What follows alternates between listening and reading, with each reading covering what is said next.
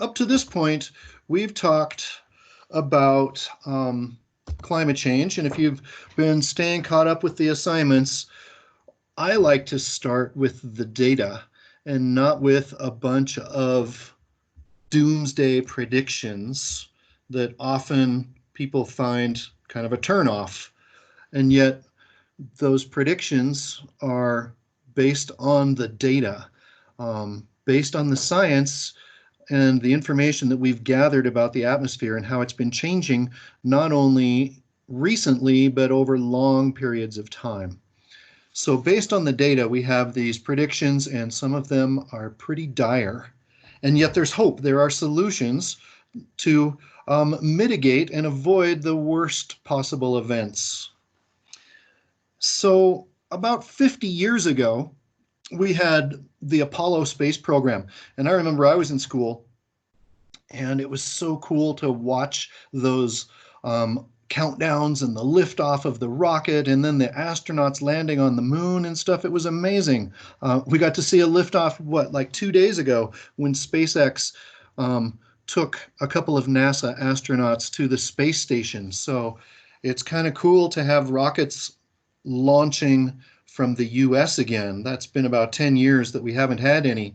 So I'm a real fan of that kind of space exploration. I got to see one launch of the space shuttle. I think it was the second to the last one before they scrapped that program. At any rate, this is an actual photo of our planet from space taken by the Apollo 17 astronauts on their way back home. The full disk of the Earth. And this was along with another photo taken from the surface of the moon of the Earth rising, just like we have a moon rise. There was an Earth rise from the surface of the moon that the astronauts got this great picture of. And it just kind of gave us a new perspective on our planet as being one world for all of us, for all living things, for all people, one world that we share. And as such, it is more fragile than we might think from our viewpoint in just one place on the planet. When we can see the whole thing, it kind of changes our perspective. And here's another interesting view. Oh, I have to click. Okay. So this PowerPoint is divided into these three sections. Do we have to change? And if so, can we? But this is the other photo that I think is really cool. This one was taken, I believe, from the space station where those astronauts are right now that launched off from Florida just a couple days ago. And what I like about this, it's sunrise from the perspective of space, space being just a couple hundred miles above the surface of the Earth. And you can see how thin this atmosphere is. So the atmosphere is this envelope of gas around us that keeps us alive. And it's really much thinner than we might think as we look up from Earth. It just goes up, but from the perspective of space, we can see it's a pretty thin envelope that's keeping us alive. And so we need to take care of it. It's something that can be damaged. And so we're going to focus on the damage that can result from gases that trap heat, the so-called greenhouse gases. The most important one of those is carbon dioxide, which is a product of burning anything, especially fossil fuels. But there are other gases that also trap heat, some of which we have increased in the atmosphere. Methane is another big issue. It's a gas that we are increasing in the atmosphere, and for each individual molecule of methane, it has the property of trapping about 20 times as much heat as a single molecule of carbon dioxide. So it is a more powerful greenhouse gas, methane versus CO2. There is less of it in the atmosphere, but it has a greater heat trapping ability, and we are increasing that as well. Now, actually, probably the biggest heat trapping gas in the atmosphere is water vapor. And most of that water vapor, of course, is evaporated by natural processes from the ocean. So really, the natural greenhouse effect is a good thing because the whole planet would be something like 50 or 100 degrees colder on average than it is without having this natural greenhouse effect from water vapor and from natural sources of carbon dioxide. So the natural greenhouse effect is a good thing for us, but we've contributed more gases, more heat trapping gases, in particular CO2 and methane. Um, and we've seen the results of that already.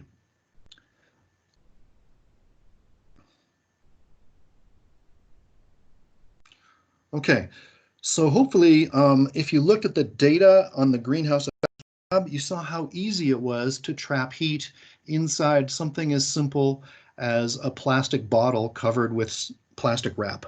Um, it definitely heated up more than the bottle that was open to the air. And these greenhouse gases act the same way.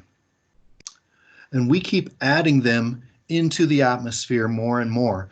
So regardless of what the potential impact is, we know it's a fact that we're adding these gases into the atmosphere in large amounts, and we know it's a fact that they have the ability to trap heat. That's just their chemistry.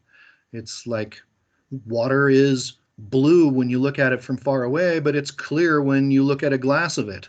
So it's just a fact of the chemistry of these gases that they can trap heat. And that's why we call them greenhouse gases, because they act like a greenhouse, which traps heat. So here's how that works. As light enters the atmosphere, boy, that goes fast.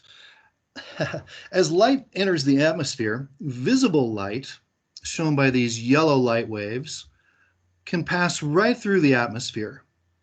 And so this visible light comes through here, and when it hits the ground or the water, that energy is converted to heat, and then the Earth releases that heat. And you can see that the heat is a longer wavelength. So the length of the wave from peak to peak, or from trough to trough, if you want to think of it that way, either way is fine. But these waves have more energy than these red waves. The red ones are representing infrared light, which in fact is heat. And the glass of a greenhouse, or the glass of your car, or the plastic that we put on top of the plastic bottle, those act to trap that infrared light. So if there's no glass, the heat gets right out. If there is glass, like just imagine your car, it traps that heat. Same thing happens. The sunlight comes into your car, it's converted to heat, and it gets trapped by the glass. Now, if you leave your windows open, more of it can escape. So this has been going on, like I said, the natural greenhouse effect for millions and billions of years, but we have added to, think of it as a blanket, we've added to this layer of heat trapping gases here. So it's a fact that we keep adding to that layer of heat trapping gases. The question is, what will that do? So in a way, we've been conducting a global experiment for the last 150 years, with the question being, what will happen if we add CO2 to the atmosphere? That's a fact. We've been adding CO2 to the atmosphere. The question is, what's going to be the result of that? Well, most scientists agree that it's going to be a warmer planet. And the data seems to confirm that. So all of these activities are different sources of greenhouse gases. You'll see that most of them have to do with burning fossil fuels, coal and oil. Some of them are not, like industrial agriculture. Okay, yeah, they have to burn some gasoline to move the cattle around. They also have to use gasoline to harvest their crops, things like that. That does add fossil fuels. But what they're really pointing out with this picture, I think, and showing all these cows, is that part of cow digestion is to release methane. As they're digesting the plants that they eat, they belch methane. The gas comes out of both ends of their digestive system, and that acts as a heat trapping gas. And as humans, we have dramatically increased the population of cattle. It's a natural process for them to do this, and I'm sure that other herbivores do it as well. It's just that we have increased the number of cattle on the planet dramatically, so we're getting a lot of methane from them. In these industrial processes, we're burning coal quite frequently, adding that CO2 to the atmosphere. Coal mining itself burns some fossil fuel to get the coal and release it, but really the big deal is that then we bring it to these power plants and factories where we're burning it, and then that adds CO2 to the air. Thawing permafrost. This is a relatively recent concern about the impact of warming. So imagine the permafrost up at the tundra. Permafrost, remember, is that permanently frozen soil. In the summertime, the top layer melts, it thaws, but deep underground, about 6 feet underground, it remains frozen year-round. And that's why we call it permafrost, permanently frozen. In the wintertime, it's frozen all the way to the surface. In the summer, it thaws down to about 6 feet deep. That's natural.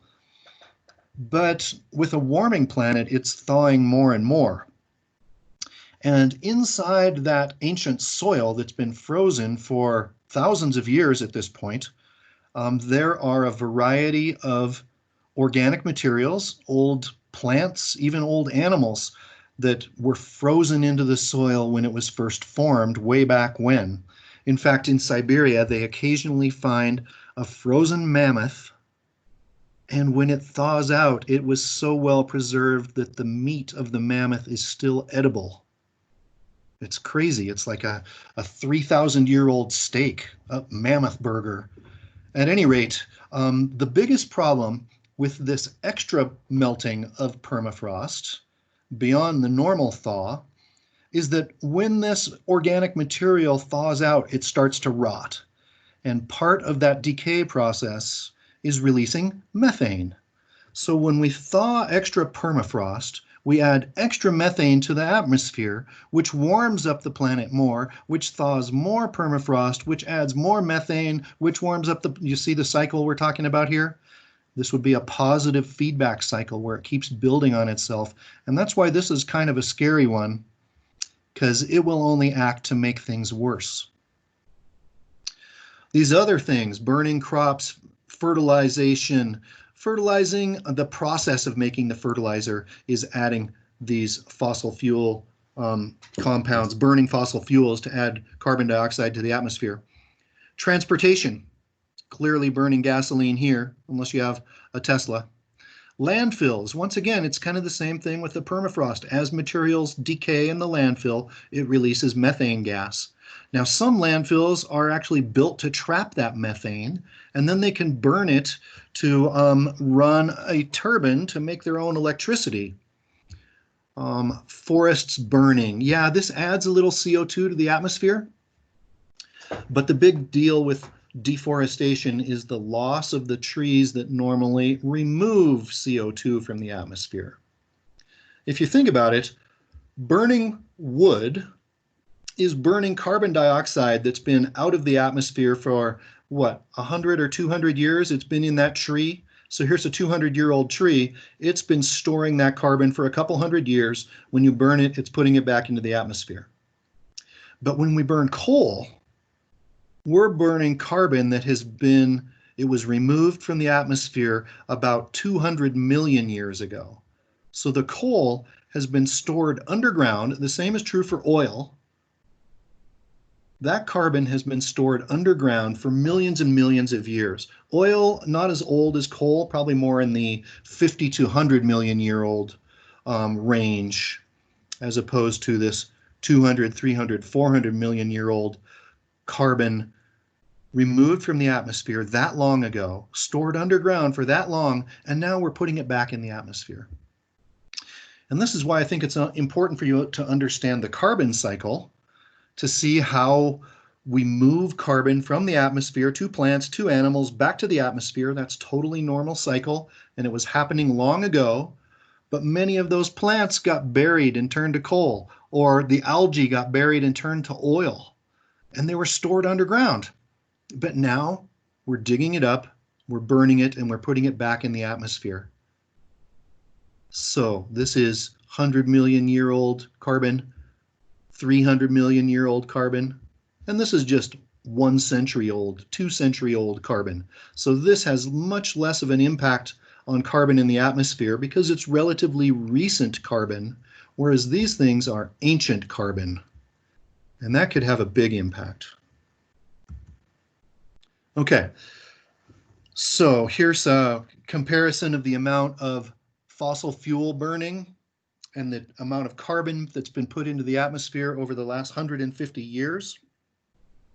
If we measure the amount of carbon in the atmosphere, and we can do that in a variety of ways, the best way with looking at bubbles trapped in glaciers. As the ice formed, it actually trapped samples of the atmosphere when the ice froze, and it has these bubbles in it, and we can take a sample of them and measure the CO2 in those ancient bubbles, even older than just 150 years ago. We can measure back a couple 100,000 years worth of ice and measure the CO2.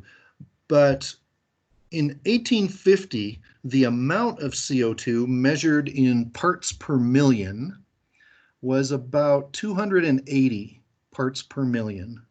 So for every million molecules in the atmosphere, only 280 of them were CO2 before the Industrial Revolution. And today, it's above 400 parts per million.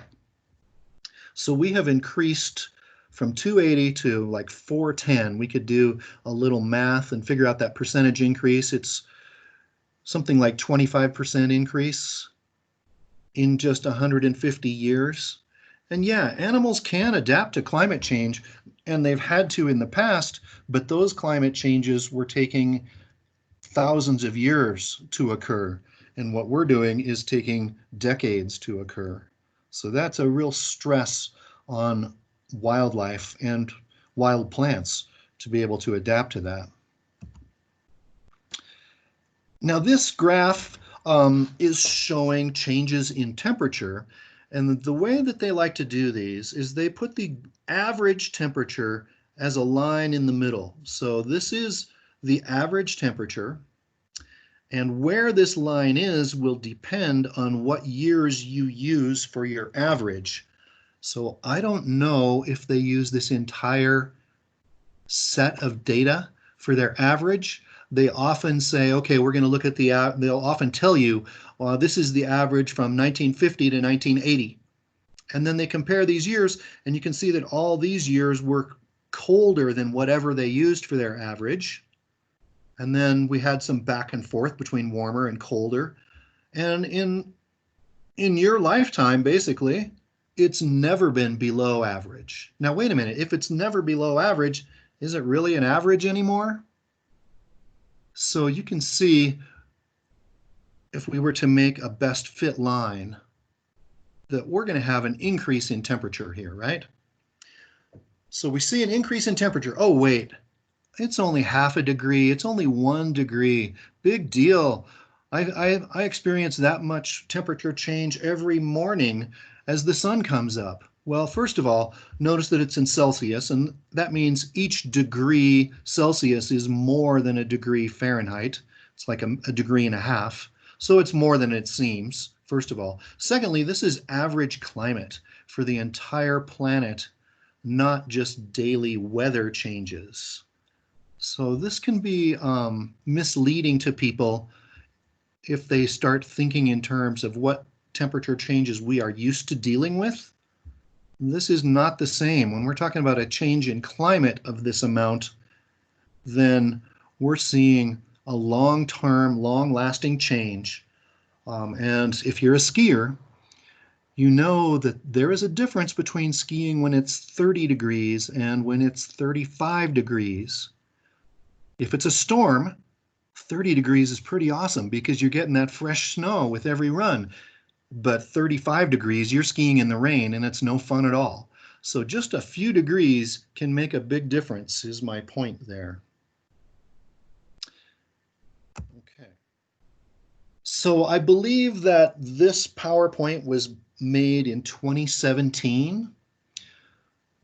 So they're showing 2016 is the hottest year ever measured, and when we've already beat that since then.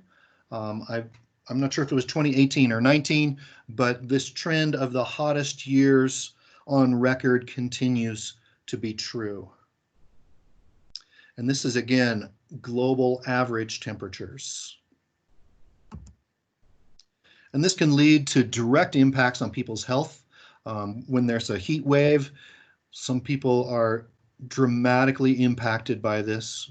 It looks like the guy on the phone in the background is not so impacted, but certainly the lady in the stretcher is having trouble. Now, here's another one, measuring the amount of heat trapped in the ocean since 1950. So we can see our oceans are warming up. So not all of the heat remains in the atmosphere. Some of it escapes out to space, and some of it is absorbed by the ocean. And that means that the ocean as a whole has more energy in it, and more energy has the potential to provide that energy to more powerful storms. So here's an example of that. In 2015, we had 3 hurricanes at one time near Hawaii. Category 4.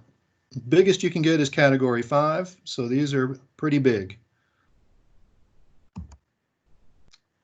Okay, so you guys know the water cycle, and what does that have to do with global warming? Well, warming is going to influence the amount of evaporation that occurs.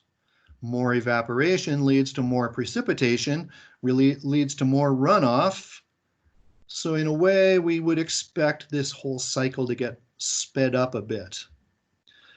That doesn't mean that the evaporation and precipitation will increase evenly everywhere on the globe. Some places could see more than others. Some places could see less than others, depending on their local climate. So by warming the planet, we can see some changes in the water cycle. That's a dramatic photo. I think that was in Montana, is what the notes said about this supercell. And here's some flooding in India, a low-lying region of India anyway.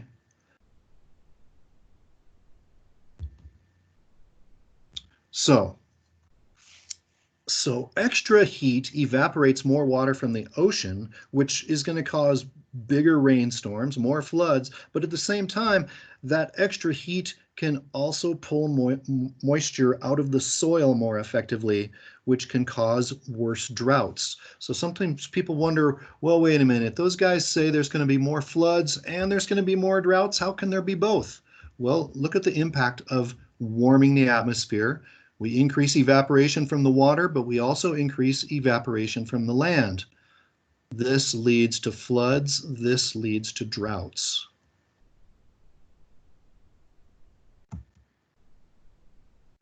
Here's an example of a place with a drought in Brazil. So this is a global issue. It's not just us. This one's really big in our area. So what do we have here? Yellow is the temperature, and we're seeing some increases and decreases in average temperature in the western US. So that's basically us. And we're seeing that often those increases in temperature have a large number of fires. And this is really a problem for us here in Tahoe. We have a lot of trees that are already stressed and could easily become ignited if people aren't careful. So I'm a little concerned about this just on a personal basis. And the insurance companies are concerned about this too, and they're starting to stop providing insurance for people's homes because they're afraid they're going to lose money when a big fire comes through. And for them, it's when it comes through, not if it comes through. And so they're declining to renew people's home insurance. Another problem for us is the potential of evacuation. We only have a couple roads that we could get out on. So This is a frightening prospect, I think, for us. Hopefully people will keep in mind that fire danger is high in our region, and even though we don't have a 4th of July celebration with the big fireworks over the lake this year, hopefully they won't take it into their own hands and risk starting a fire somewhere. Here's some big fires in Alberta, and you can see how they're having trouble evacuating, and the fire is right there. And this happened just about 100 miles from us with Paradise, the fire in the town of Paradise, California, that killed dozens of people, and they were trying to evacuate, and it was a big problem. So what do we have here? A graph showing the number of extreme weather events, and they've divided them into 3 different kinds. But if we just look at the overall trend of the combined data, wouldn't you agree that we're seeing an increase in these extreme weather events? So this is one of the predictions of a warmer planet, is that weather can become more extreme, which can have a terrible impact on people and property and wildlife. I just read that the big fires that you might have heard about in Australia a couple months ago, they estimate that 1 billion animals were killed. 1 billion. Okay, here's a glacier in Greenland, before and after. Let's see. So there it is again, 1935. Here's that same place, 2013. So this is one glacier. By itself, is that very good evidence of a warming planet if one glacier retreats? I would argue that's just one anecdote, one example. But the thing is, it's not just one glacier. We can see for all of Greenland that the amount of ice since, and this is since 2002, has decreased dramatically. And if we stretch this back further in time, we'd see more of a decrease. Basically, most glaciers around the world are melting away. They are retreating. Not all of them. Some are stable and others tend to grow. It just depends on their local climate. But when you look at the trend for the glaciers as a whole, by far they are showing this same trend as this one in Greenland. And of course, what happens to that water when it melts? Well, if it was a glacier that was on land, that water ends up flowing downhill and into the ocean and has the potential to raise sea level. But we have to be careful about this. Not all ice is on land. If the ice was already floating in the ocean, like in the Arctic ice cap, when that melts, it doesn't raise sea level because that was already in the ocean.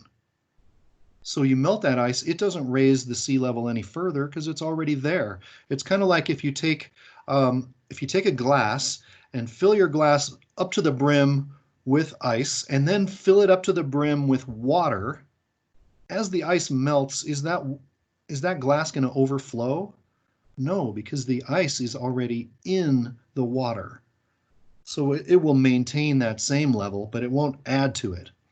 On the other hand, if you add more water to the glass or melt ice from another source and put that into the glass, then it will cause that water to rise. So this is a misconception people often have about sea level rise. It's not just melting ice, it's melting land ice that's the problem. And then there's another even bigger problem, which is called thermal expansion. So as you heat water, it expands. And if we saw that the ocean temperature is already rising, so doesn't that mean that the water that's already in the sea is also in the process of expanding? And if it expands, it's going to raise the sea level higher. And that's actually the #1 cause, maybe for 50% of sea level rise, is from thermal expansion of the water that's already there. As it gets warmer, it takes more space. So it fills up the ocean basin higher.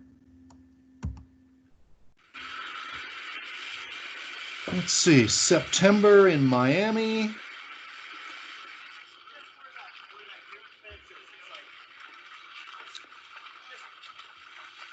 Very low-lying city at pretty high risk of sea level rise.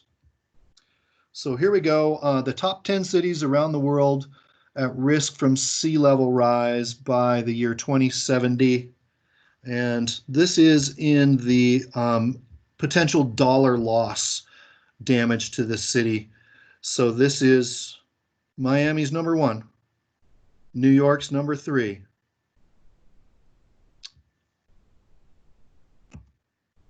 Now here we have the number of people that live in this city. So the number of people in danger, and Miami now ranks number 9. Whoops, sorry about that. Population at risk in... What's happening? There we go. Sorry.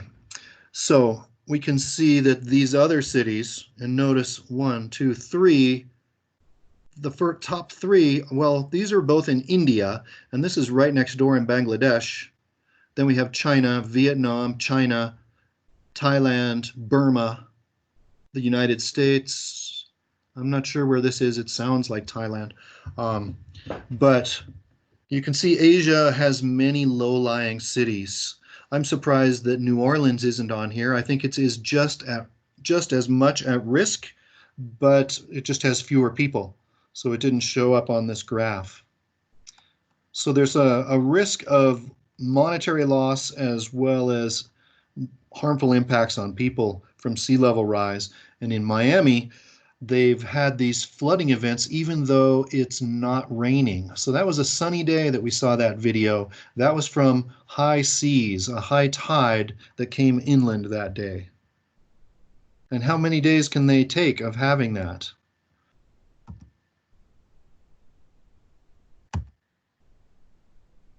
Okay. So a quote from the U.S. Department of Defense from 2014. So if we see this warming, it can make it harder to grow crops where we have in the past. And that means that we can have trouble getting food to people. The redistribution of water, because as we were saying, in some places it's going to be flooding and in other places it's going to be drought. Pandemic diseases. I don't think that you could argue that our current COVID pandemic is due to warming. However, I do think you could argue that it is a result of the expansion of people into wildlife habitats where they become exposed to viruses that were already infecting these animals, and that virus had the ability to infect people as well. So I do think this is an environmental issue. I don't necessarily think that it is a climate change issue for COVID specifically. Now, on the other hand, for some other diseases that are carried by tropical insects like malaria or dengue or Zika virus, these ones, we could see an expansion of these diseases as a result of warmer temperatures. I just wanted to clarify about COVID, that it didn't fit into that category. And then we have this issue, like we saw how many cities are going to be threatened by sea level rise. Where are all the people from those cities going to go? We already have arguments and disagreements about people moving from one country to another. And if they can't live in their own cities anymore, where are they going to go?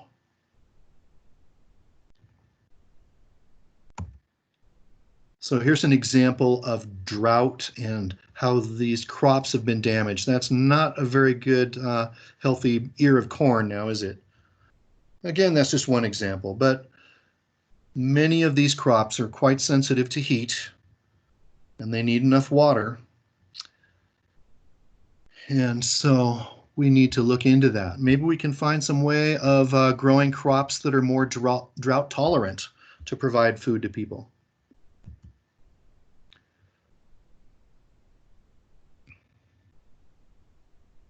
A medical emergency in a variety of ways. First of all, things like direct heat impacts when we have a heat wave come through. Um, and then we also have, as I was saying, increases in diseases, but we also have the injuries and the exposure to um, more diseases and pollutants from things like sea level rise and from tropical storms and like that, where people get hurt as a result of climate change. Stronger storms hurt more people. So here's where they're talking about these tropical diseases that are expanding from where they used to be only in the tropics. They're expanding north and south now, including things like West Nile virus. Some of these I don't know what they are.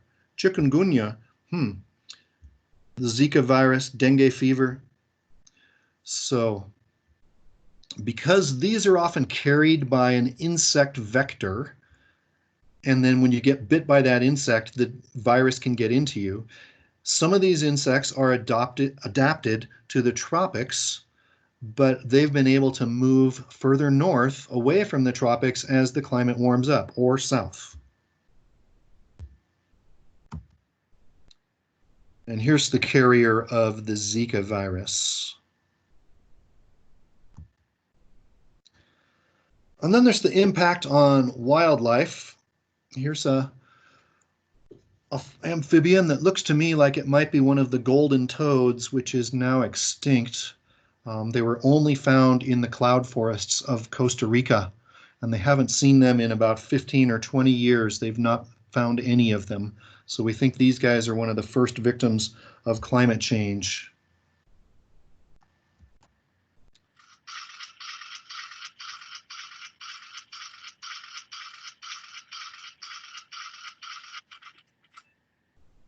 Okay, so that was dramatic.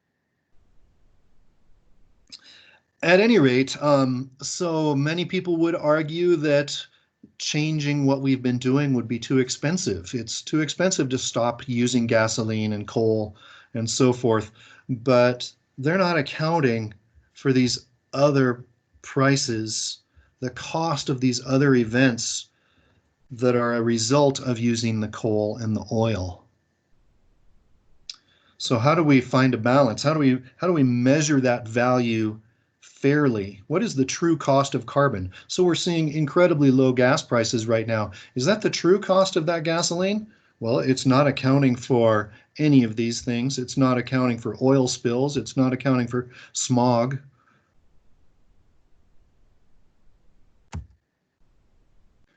Okay, so the first question in this presentation was, must we change? And they are arguing that after we look at this data, both the trends that we see and the impacts that we expect, the answer is yes, we must change. So then, can we change? What are some of the solutions to these possible problems? Do we have a way to change? Are we able to? So let's look. This is where the news gets better.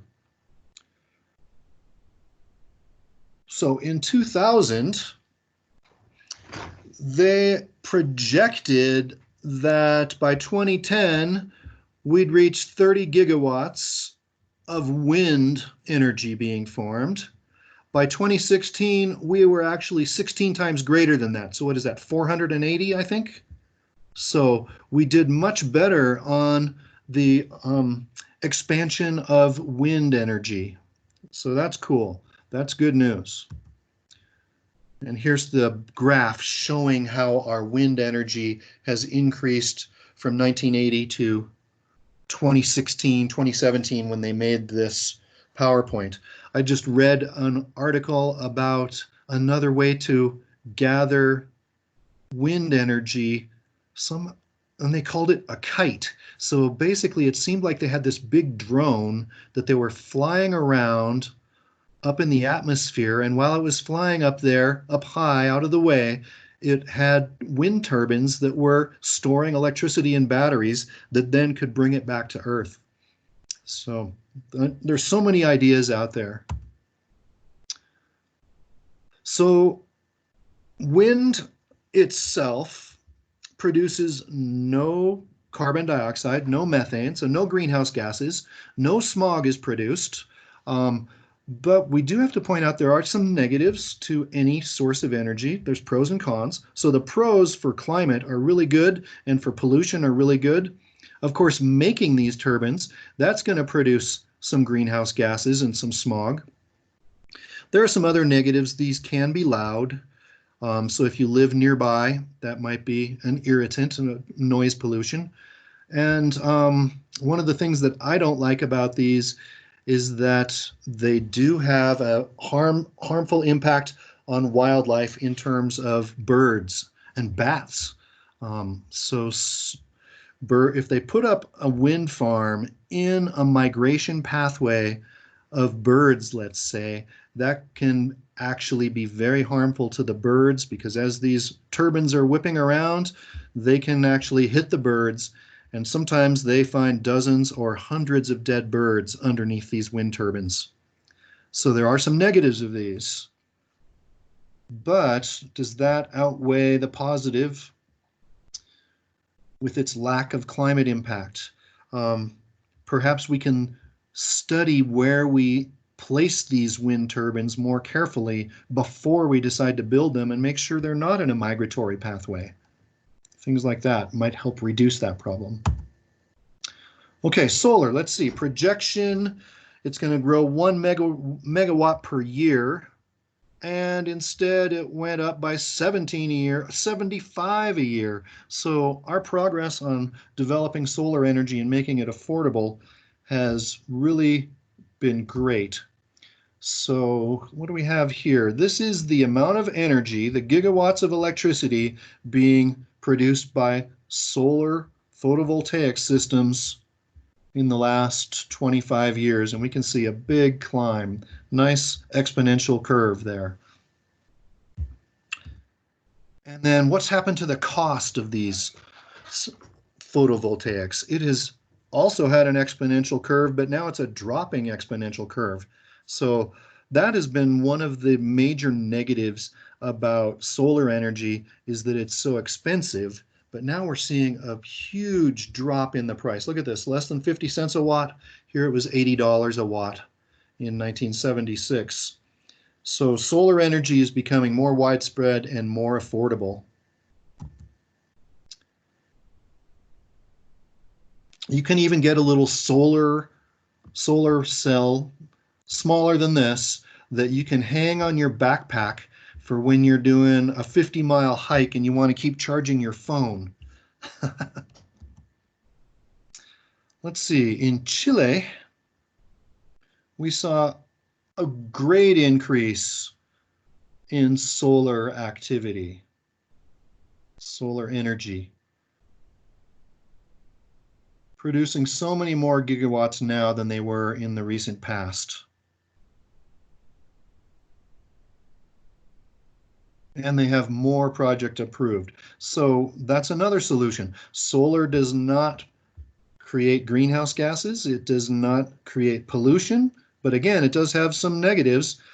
To start with, building the solar panel is going to produce some pollution and some greenhouse gases. Secondly, you have to cover large areas of landscape with those solar panels. So you're going to lose some habitat as a result of covering that landscape with solar panels. Often, the very landscape you want to cover with solar panels is one that's probably like desert in the first place. So it might have less of an impact than if you were having to cut down forest to install them. But it does have that negative impact too. Every hour, there's enough solar energy to supply our needs for a year. Now, of course, a lot of that energy hits the ocean, doesn't it? And we don't have a way to collect that right now. I wonder, what if they made like floating solar panel farms out on the ocean? Other people have talked about orbiting satellites that collect solar panel power. Couple problems with the satellite idea. How do you get that energy back down to Earth? Do you have like some big cable? Oh, other people say, oh, you can beam it down like in microwaves, and then those microwaves can be converted back to electricity. Well, what happens when a bird flies through that microwave beam? Sounds like a laser would scorch that guy. At any rate, there's a lot of energy hitting the Earth from the sun. Now, this is talking about storage. So one of the negatives shared by both wind and solar is that we can't always collect it. On a day when there's no wind, you can't get any wind energy. And then at night, you can't get any solar energy. And on a cloudy day, you get less. So you have to have a way to store the energy for future use. You need good batteries. So that's what this is about, and how there's been a great increase in the use of these batteries to store the energy from wind power and from solar power. Of course, Tesla is one of the big players in this, especially in Reno, where they've built the Gigafactory to make these batteries.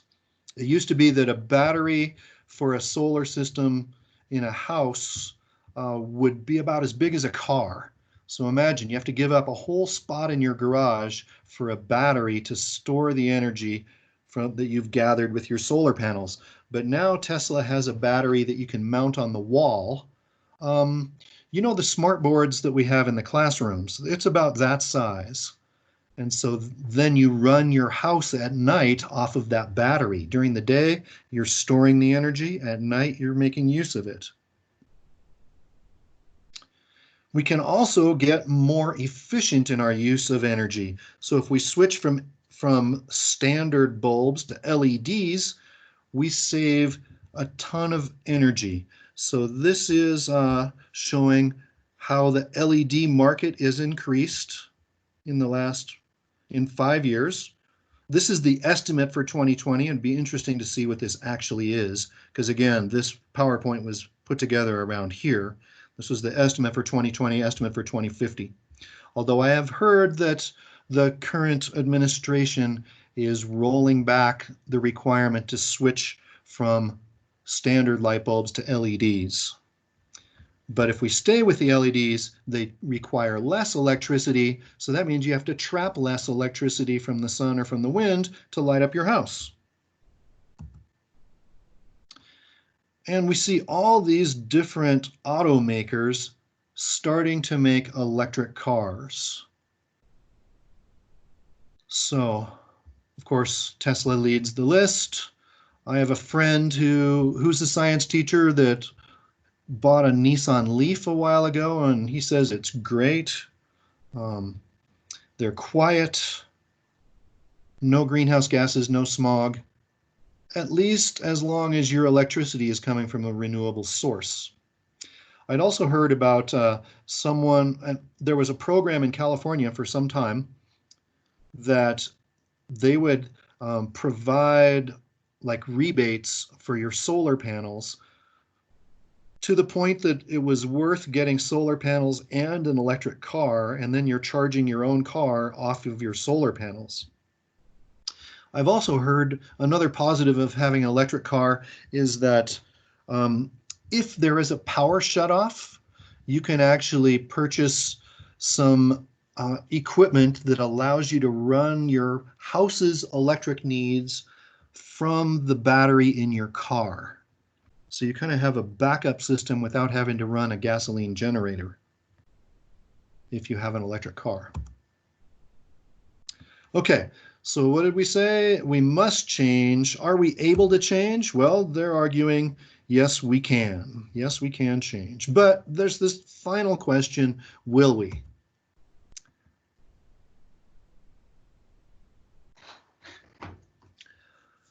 So in 2015 was the most recent big treaty about reducing climate change. It's not the only one, but it's the most recent one.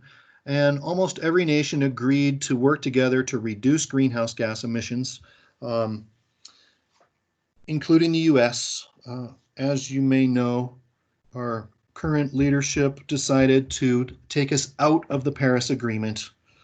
So we are no longer complying with the treaty that we had signed in 2015. And then 2017 was the People's Climate March, and this is just how many people there were in Washington, D.C. on that one day. standing up for making this change, which is going to require, government leadership to make this change, to help the manufacturers afford making the change, to help the people afford making these changes. It's not going to be easy. It's not going to be cheap. And we need the government to lead the way on this, is what these people are saying.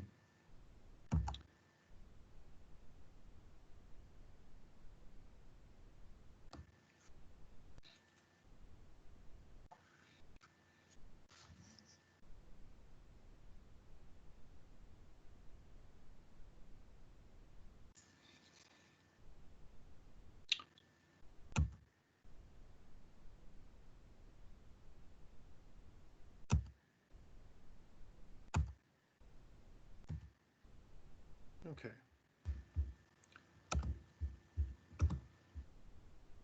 All right. So thank you for staying with me. Um, like I said, if you took notes, you can turn those in for points. Um, you guys that are 18 or will be before November, I hope you exercise your right to vote. That's how we take action ourselves, right? As well as making choices that are green and sustainable. So that's all I have for you. And I hope you have a great day, and I'll see you next time.